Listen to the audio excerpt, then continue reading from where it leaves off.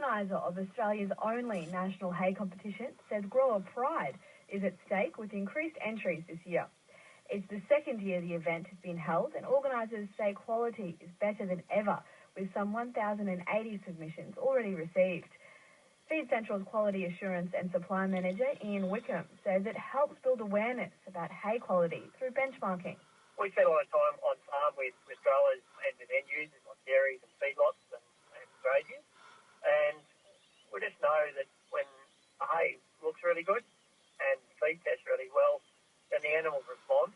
And so not only do the suppliers make money, but the end user makes money as well. And we have a bit of an internal mantra that happy animals equal happy customers. And so that's what this competition is about, improving the amount of hay that's of that top quality and keeping the animals happy. So back to the competition, how does it work? To be able to enter into the competition, every line of hay is inspected by a trained hay inspector, and that takes about sort of 40 minutes to an hour. So they really look at it at full depth and analyse it, and then it has an automatic entry.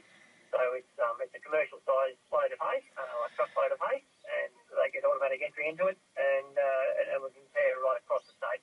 So how is it judged? I understand there are three classes, loose and vetch and cereal. There's two parts of the competition. There's a visual component and feed testing component. The visual component is conducted on farm.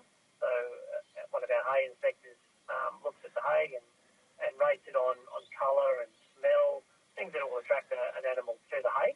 And then on the feed testing side of things, we've got a lab in Shepparton and a lab in Toowoomba, and we're backed by Dairy One in the US, and we test the hay for the amount of energy and fibre content, protein, etc. And we can compare them. So usually the higher the numbers, the better the quality of the hay is. And where have entries been from so far? We've got entries from across the eastern states in Australia. We've got about 10% out of Queensland in the competition so far, and there's been over 1,000 or about 1,100 entries already, Ali. And the increased interest on last year's competition, why do you think that's happened? I guess farmers are a proud bunch, and they always like to be better than their neighbour. There's also not always a premium for quality, and so they look for other ways to show off the neighbour almost. And so, yeah, this competition actually allows them to benchmark against other growers and improve themselves in the industry, and so they get some feedback to see where they can improve in the future.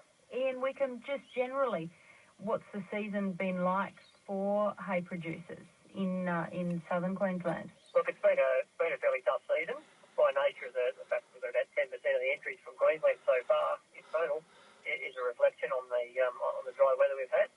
However, in saying that, drier, slower growing conditions can actually make better quality hay. It's all about quality and not quantity this year, and we're seeing some good entries. What about central Queensland?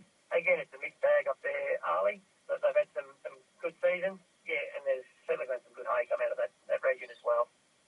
Ian Wickham from Feedcentral speaking with Arlie Felton-Taylor. And entries for that national hay competition close on the 30th of June, with winners announced on the 25th of September this year. For more details, head to feedcentral.com.au.